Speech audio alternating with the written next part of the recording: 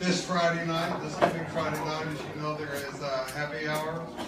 One of the things that the steering committee, which will be meeting tomorrow at noon, and Holly is sitting right here. If you have a concern or issue about this class that you would like brought up before the steering committee, if you would just manage to connect with Holly or me before this day is over, we'll make sure that it gets dealt with. One of the things that we as a steering committee want to do is help facilitate community building among the people who attend Ordinary Life. So, as Crystal said, there is a sheet that's going around that we would like for you to sign so that we will at least have an indication of how many people will be at the lunch that will be here next Sunday at 11. It will follow this class.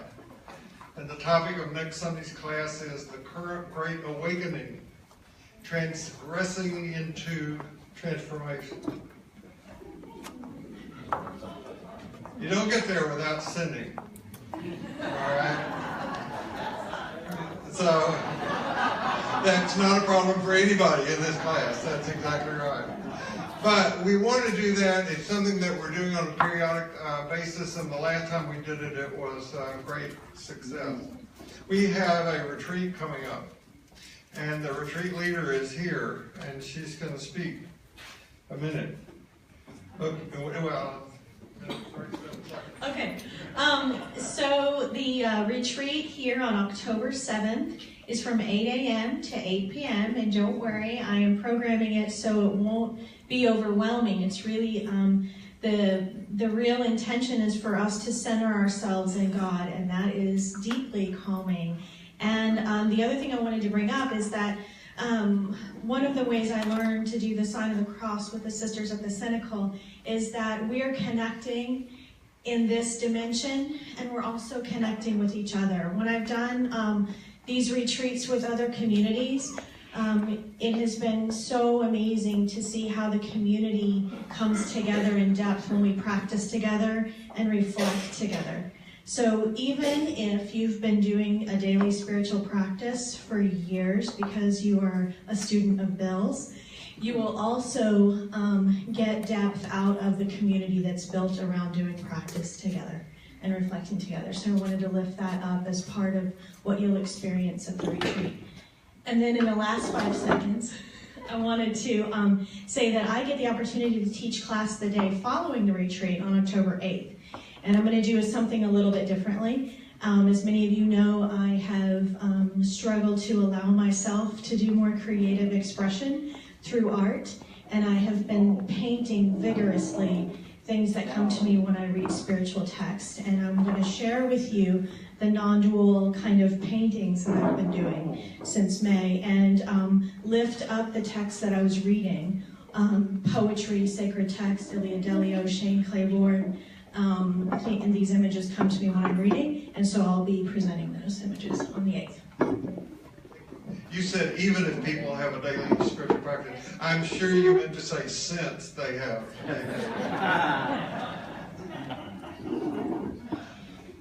So, no matter who you are, no matter where you are in your spiritual journey, you are welcome here.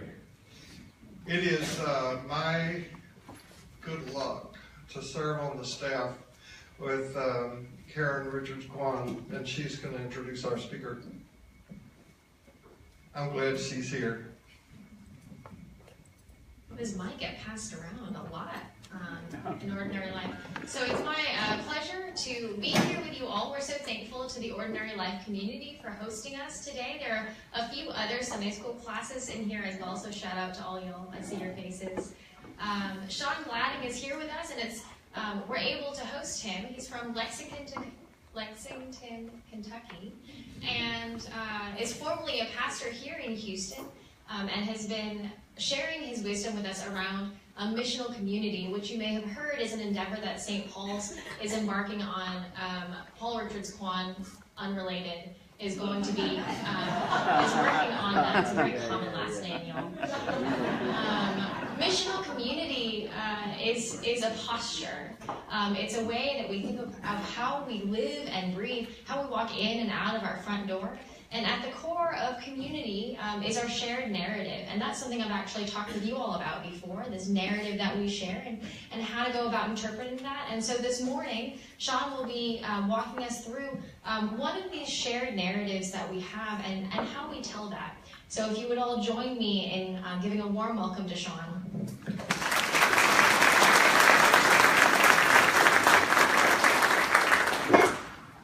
Well, good morning, Ordinary Life. I think I've turned this on. It is delightful to be with you today. I live in Lexington, Kentucky, but I'm actually from England, a city called Norwich. Any Canary fans in here? Excellent.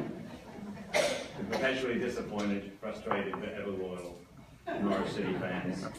I've been in the city since Tuesday. Matt Russell, who is one of the pastors here, is my best friend.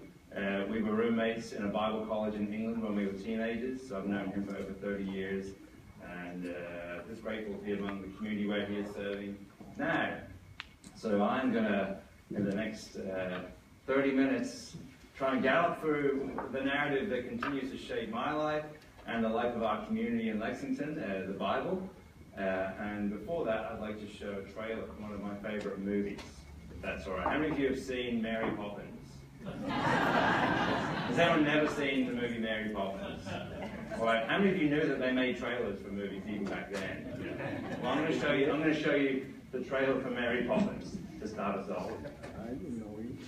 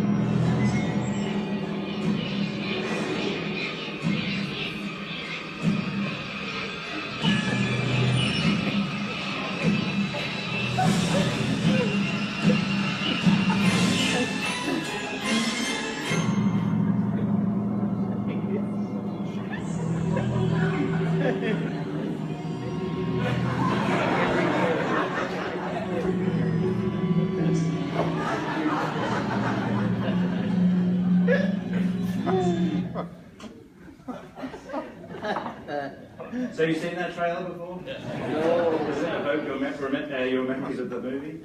No. Would you agree with me that every single clip in that trailer came from the movie? Right. You recognize them? Yeah. But someone edited the clips very carefully together to make the trailer tell a very different story Right. than the one the movie tells. Right.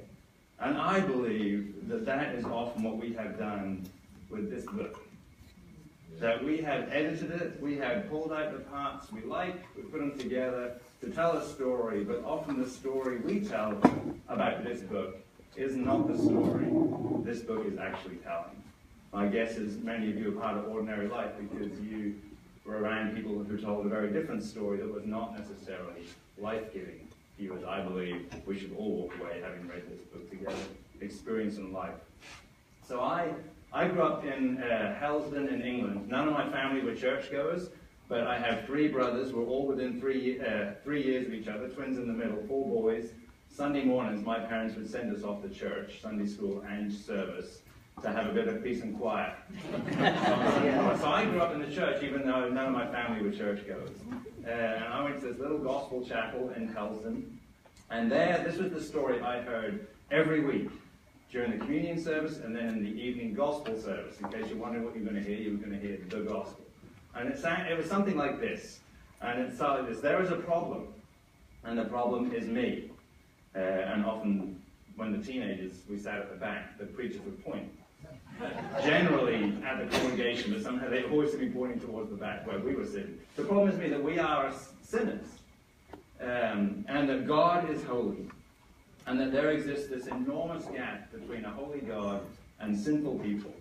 That no matter how hard I try, no matter what good things I try to do, I can never bridge that gap. The good news, the gospel, is that Jesus has bridged the gap for me. And I can draw this for you on a napkin in Starbucks. You know, there's like a side here where I am, and there's a side here where God is, and you draw the cross, and it bridges the gap. That Jesus came to die on the cross in my place, the wrath of God could be poured out on Jesus instead of on me, and as long as I believed that, I would live forever in heaven and not go to hell. And the one theological truth, doctrine, I believed with all my heart, soul, and mind growing up was that I was going to hell. That was the thing that was the clearest to me, because I really like to sin, and I didn't know really what repentance was.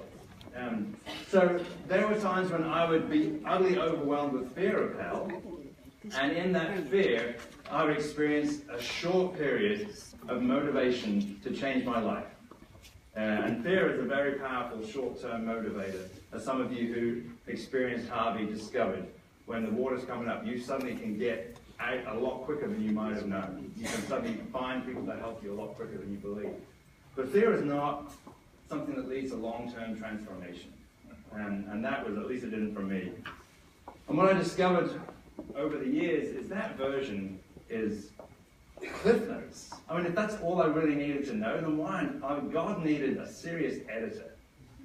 Because there is so much other stuff in here that seems to have nothing to do with that story. And the clue is that gospel is so limiting.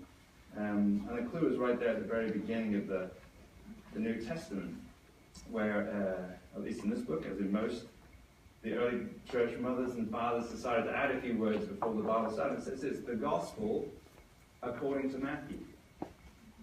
The gospel according to Mark. And apparently the gospel, for at least the earliest churches, was the story of Jesus in its entirety.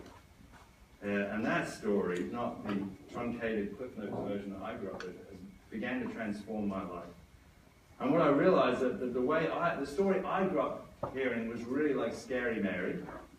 And three things began to strike me about that. One of the things is that we begin that story after the Bible does. Because the story I grew up with begins in Genesis chapter 3, with what people often call the fall. We miss the beginning of the story. We miss the first two chapters of the story, Genesis 1 and 2, creation. And then the story I grew up hearing, we miss the end of the story. We end in the Revelation chapter 20, and we miss the last two chapters, Revelation 21 and 22, because we want to end the story in heaven, which is not where the story ends. The story ends in the new creation, on the new earth.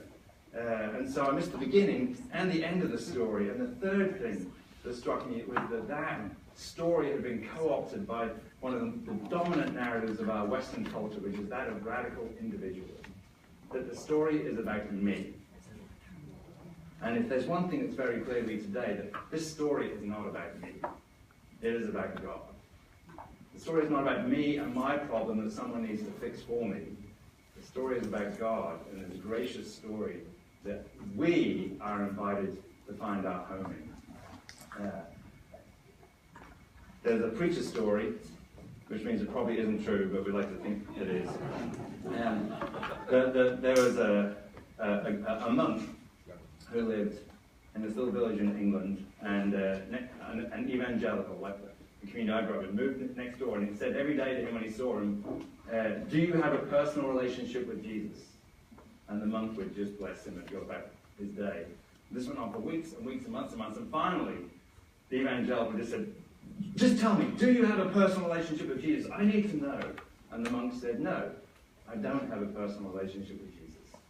I like to share him with others. For the evangelicals, I know there are a lot of evangelical sports fans, because when I first moved to this country, I watched the NFL. And every time someone tried to kick that pointy ball, you call it football, but apparently it's like the only time you actually kick the ball with your foot. Yes. What often is held up between the posts in the crowd? John 3:16, right? And I'm like, wow, look at all these beautiful Christian people who are sports fans on a Sunday afternoon. Fantastic.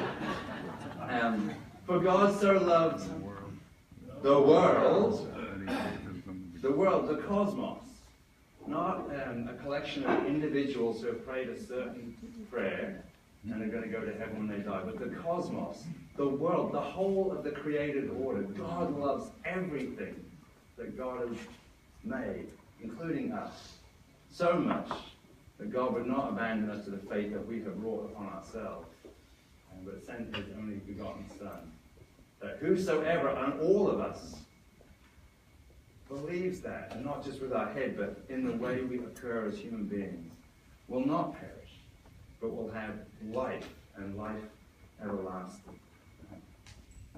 The story of God I've found in the Bible that is giving me life, that is animating me today, that is filling me, that is occupying my thoughts and my feet and my hands, is the story of the Creator God who loves the world, who will not abandon the world for all that we do to it, all we do to each other.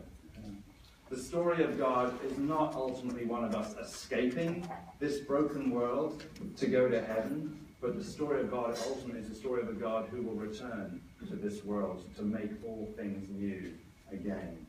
And this morning I'm going to take us on a whirlwind tour of that story, and we're going to look at that story through one of the lenses we find in the whole story, the one that Paul provides us in his letter to the church in Rome. So I'll read, and then we'll wander through the story. Paul writes this: I consider that the sufferings of this present time are not worth comparing with the glory that is about to be revealed to us.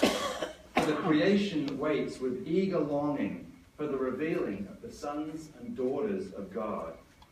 For the creation was subjected to futility, not of its own will, but by the will of the one who subjected it, in hope that the creation itself will be set free from its bondage to decay, and will obtain the same freedom of the glory of the children of God.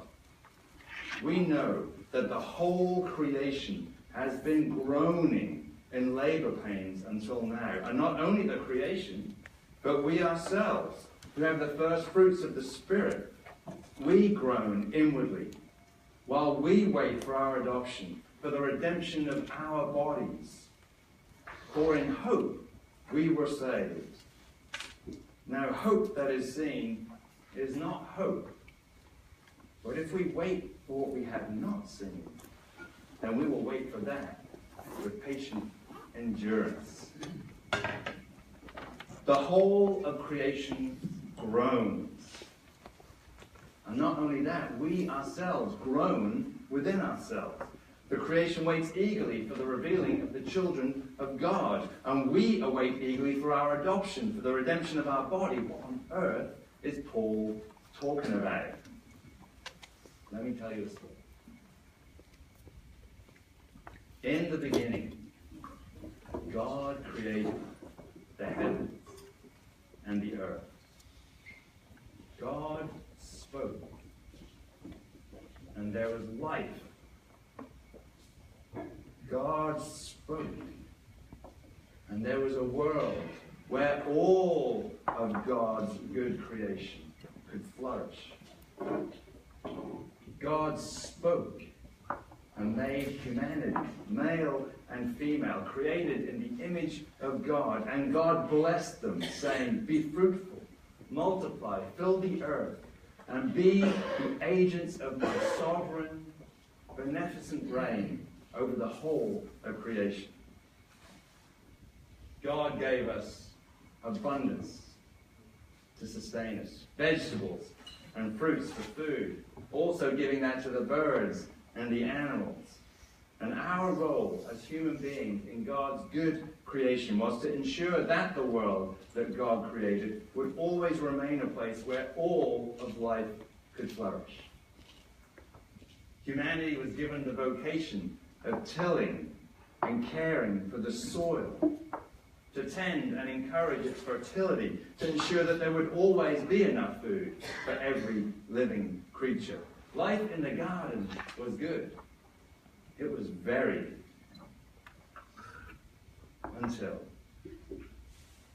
Until the serpent came and tempted us to doubt the goodness of God and the goodness of the life that God offered us. Tempted us to become like God. And so we ignored the abundance of the garden, and we took and ate the one fruit in the garden that was not ours to enjoy. And as the juice ran down our chin, great fissures opened up, great cracks opened up in the harmony of God's good creation. For we are alienated. We are alienated from God. We are alienated from each other. We are alienated from the rest of creation. We are even alienated from ourselves. And all of these divisions distort God's purposes for creation. And they cry out for healing and for reconciliation because the whole of creation groans. Well, we are sent into exile, east of Eden, banished from the garden and from access to the tree of life. And there, those divisions only magnify. Brother killing brother. Violence entering our story for the first time, until the earth is filled with violence because of us. A great flood offers the chance to start again, although now the animals become food for us and they learn to fear us. The whole of creation groans. But we do not learn, and we still hear the voice of the serpent. We still want to be big deals ourselves. And so instead of filling the earth, instead we gather on the plain of Shinar, there to build a city and a tower that will reach into heaven, whereby we might make a name for ourselves. But God thwarts our plans, comes down and scatters us across the earth. But God will not abandon us to the fate we have brought upon ourselves, to live with these divisions forever. And God spoke, saying to Abraham, I will give you land. I will make of you a great nation. I will bless you, and I will make your name great. God promises Abraham what tower builders crave. And then God says, and in you, all the families of the earth will be blessed. God makes a people for God's self. A people who will be the agents of God's work of healing and reconciliation in the world. But Abraham was powerless to do this by himself. He and Sarah were childless. Have no doubt this was God's work to do. But through Abraham's willingness to do what God asked him. And so along comes the miraculous gift of Isaac. And then Jacob, who becomes Israel. And then Joseph. And Joseph gets us down to Egypt. Centuries pass. Successive dynasties make a name for themselves in Egypt. In fact, the pharaohs become very big deals indeed. But at the expense of just about everybody else, which is often the way with the big deals. Including now the descendants of Abraham who find themselves enslaved in Egypt. And God spoke, saying to Moses, I have seen the affliction of my people. I am aware of their suffering. And so I have come down to deliver them from the hand of the Egyptians, to bring them up from the land of slavery to a good and spacious land, a land flowing with milk and honey. And God does just that. God sets them free. And the Exodus event becomes identity shaping, identity forming for God's people Israel. Because the God of the story is the God who sets people free, who delivers us from bondage to all that enslaves us, from all that intensifies the divisions that we choose to live with, whether that is caused by other individuals or by social structures or by the addictions and compulsions that alienate ourselves, from each other, and from the very ground from which we were taken, humans from humus. And then in the desert of Sinai, God spoke all these words, 10 words, 10 commandments, a transforming covenant, the very means by which God will transform slaves into human beings, the very means by which we learn how to love God and love our neighbor as ourselves, which Jesus told us was the great commandment. Our neighbor, who we first encounter in the 10 words, in the face of the slave.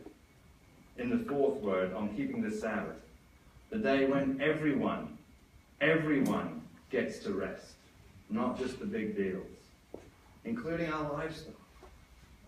And in those words are also provision for caring for the land that we have been given, and caring for the vulnerable poor in our midst. There's also the year of Jubilee, so that no one in Israel can accumulate property and wealth. No one can become big deals because of other people's misfortunes or even their bad choices. And then God came down to dwell in God's people's midst in the tabernacle.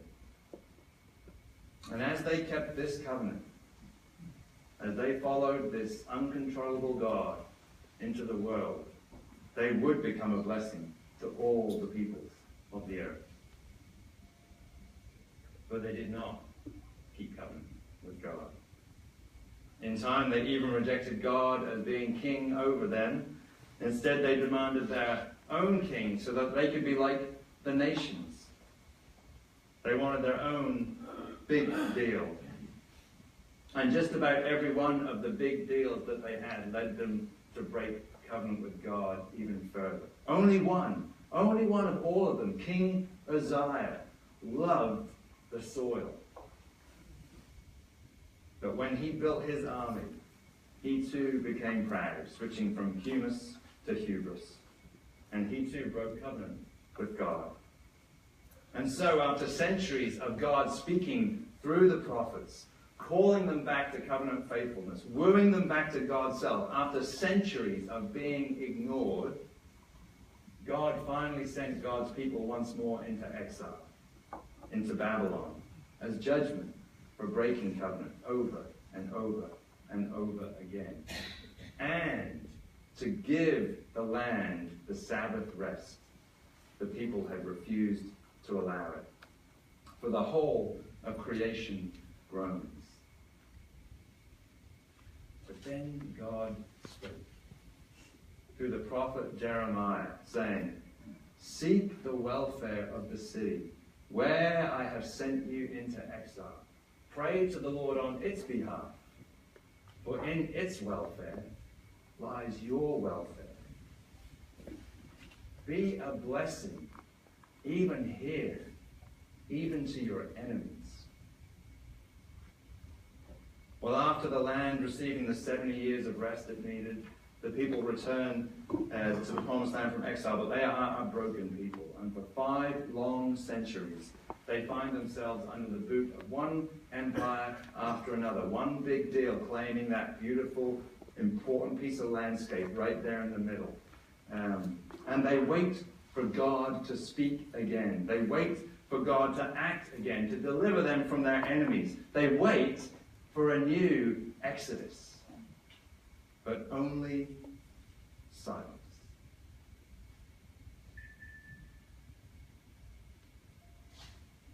But then God spoke.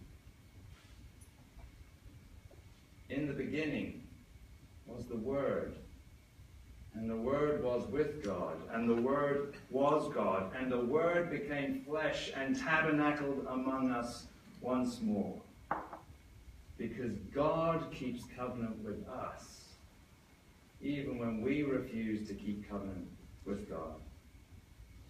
And so God assumes our problem as God's own and becomes one of us to do for us what we simply cannot do for ourselves.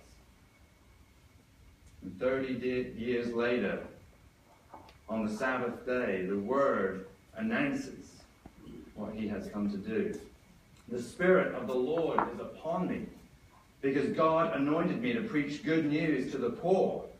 God has sent me to proclaim release to the captives and recovery of sight to the blind, to set free the downtrodden, to proclaim the favorable year of the Lord. Jubilee is here. A new Exodus is at hand." And the Word, Jesus of Nazareth, calls 12 disciples, God once more moving around the land in the midst of God's people, Israel. And a people begins to form around Jesus, but it's the wrong people. It's the poor. It's the sinners. The people who are the big deals in Israel say are the problem with Israel. And so Jesus begins to upset the big deals.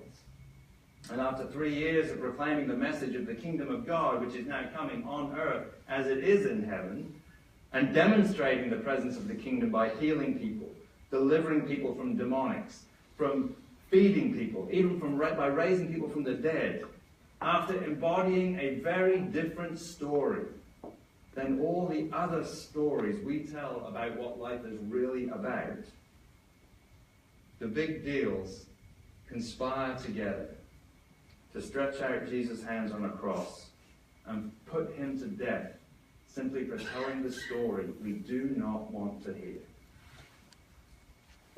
And so, on the 6th day of the week, Pontius Pilate, representing empire, displays a brutalized Jesus to the gathered crowds and says, "Behold the man."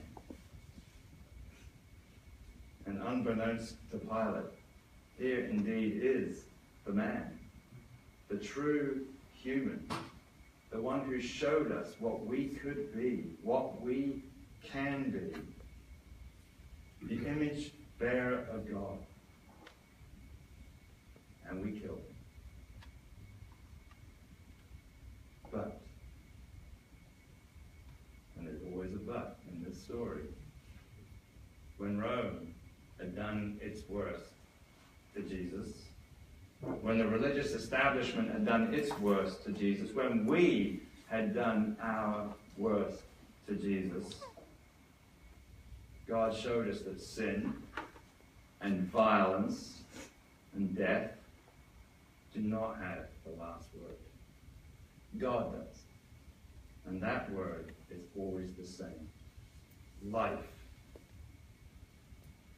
And when Mary, the first apostle, came to anoint Jesus' body for burial, instead of a corpse, she found the resurrected Jesus. And who did she mistake him for? The gardener. Of course.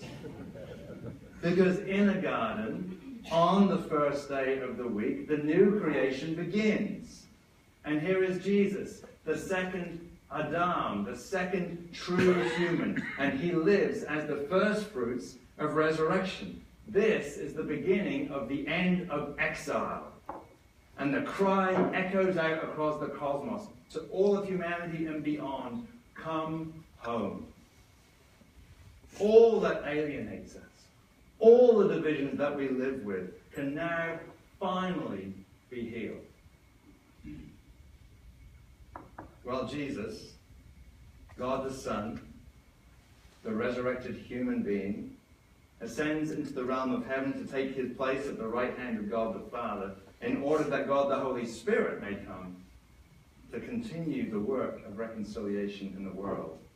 And on the day of Pentecost, what happened on the plain of Shinar thousands of years ago at the Tower of Babel is reversed. Because God spoke, this time in the languages of every tribe and tongue gathered there in Jerusalem, including, if Luke is to believe, a few people groups have been extinct for 4 or 5 centuries. Because what God does echoes out across the ages.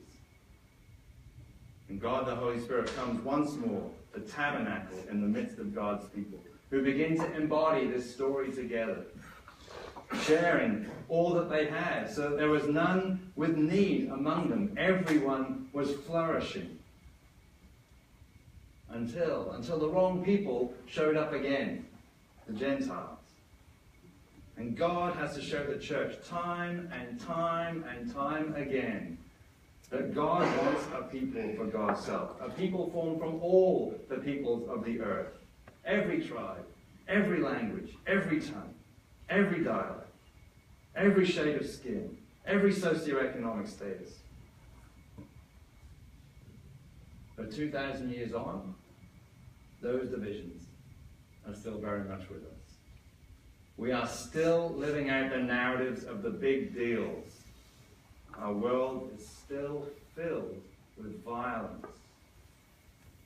And the creation, oh my word, the creation is still groaning.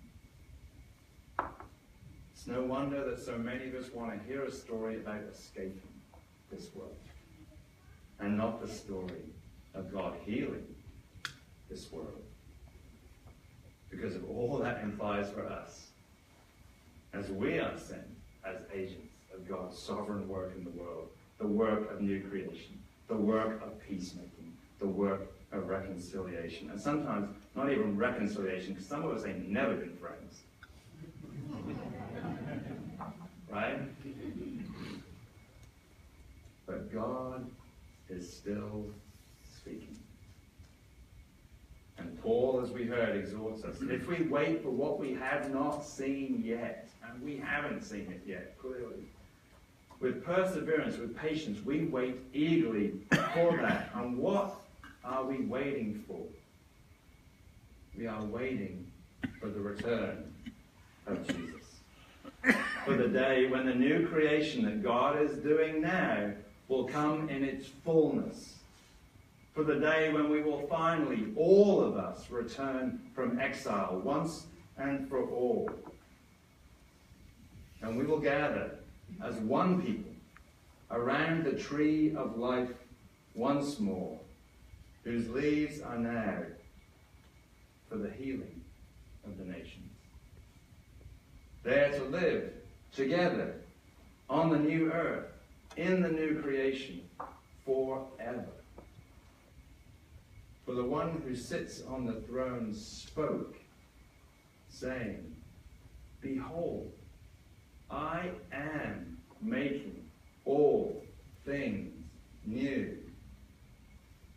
That, my friends, is the story of God, the story of us.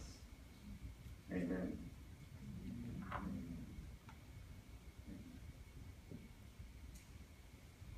That is the story that wrecks me.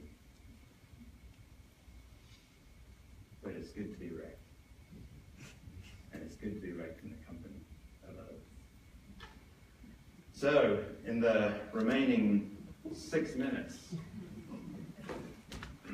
do you have any responses to hearing the story told in that way? And obviously, there are lots of ways of telling this story. My Bible has, I don't know, like 1,500 pages in it.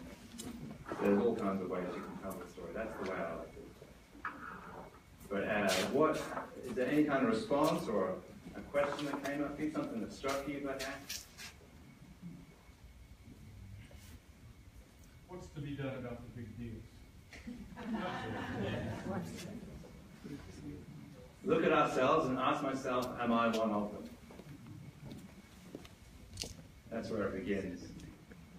Because I always want to think it's those people that are the problem. And the truth is, in my neighborhood, I'm one of the big deals. That's not a snarky answer. I think that's where we begin. And then it's to choose to live by a different narrative than the one that they offer.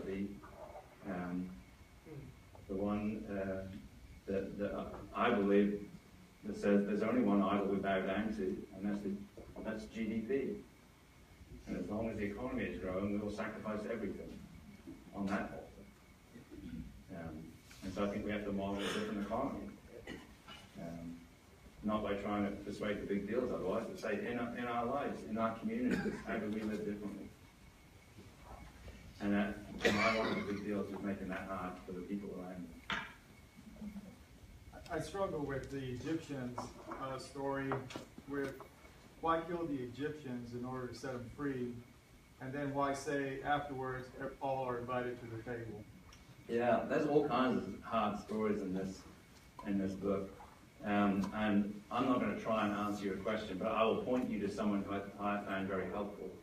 The Hebrew Bible scholar Walter Brueggemann, if you're familiar with him at all. No. His book, The Prophetic Imagination, if you haven't seen that, that would be a great place to start with those kinds of questions. He's been very helpful, voice partner in the conversation we're having as a community. But it is about, again, God is free, but the narrative of the big deal says no interest in a free God. We want to put God in a temple so we know where God is, and God exists to meet our needs. And God acts freely on behalf of the oppressed, which means someone's going to suffer. So that's a very brief window. But that book, The Prophetic Imagination, only read it if you're okay with having your world turned upside down. Thank you. But Walter Brueggemann's a great conversation partner for those kind of questions. And Greg Boyd also. Bunch of white men. I want to thank you. Is this up? Yeah. I want to thank you for being here. Yeah, my pleasure. Thanks for having me.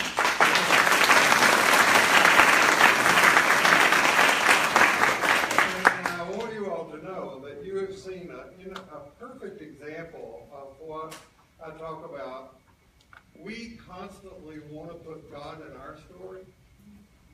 And this is an example of putting ourselves in God's story. And that's what our challenge is. That's good. So thank you for being here. I hope to see all of you here next Sunday. And please pay attention, if you're a woman, to the ordinary women's group meeting that's going to be Wednesday week. It's going to be an outstanding program. So no matter where you go, no matter what happens this week, watch your step, because you carry precious cargo. See ya.